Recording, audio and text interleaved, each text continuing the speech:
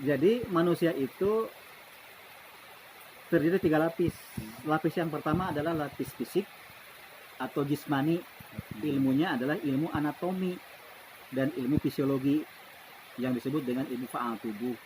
Di situ bercerita tentang sel. Sel bergabung menjadi yang namanya jaringan. Jaringan bergabung menjadi namanya organ.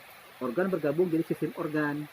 Nah, organ itu nanti ada sistem organ reproduksi, ada sistem organ respirasi, pernapasan, ada sistem organ respirasi, ada sistem organ hormon, endokrin, dan sebagainya. Sistem saraf. Kemudian kalau yang lebih dalam lagi, ada yang disebut dengan lapisan yang kedua. Lapisannya namanya lapisan jiwa atau nafs bahasa Arabnya. Ada 7 lapis, ada amarah, ada lawamah, ada mulhamah atau sufiyah, ada mutmainnah, ada rodiyah, ada mardiyah, ada kamilah. Lapisan yang ketiga yang paling dalam adalah yang disebut lapisan ruh.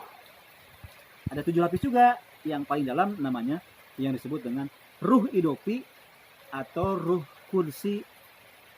Nah, yang disebut dengan innalillahi wa inna ilaihi rajiun adalah mugi mulah kajati mulih kajati mulang ke asal itu adalah ruh idopi atau ruh kursi. Ada juga disebut dengan ruh jismani, ruh jismani, sultani, nuroni. Nah, tapi yang paling kita fokuskan adalah yang disebut dengan ruh kursi atau ruh idopi. Dengan demikian, kalau kita sudah paham 3 lapis ini, maka kita akan bisa mengenal diri kita sendiri.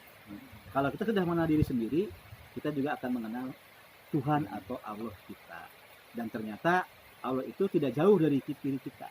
Termasuk malaikat juga tidak jauh dari diri kita. Termasuk juga iblis juga tidak jauh dari diri kita.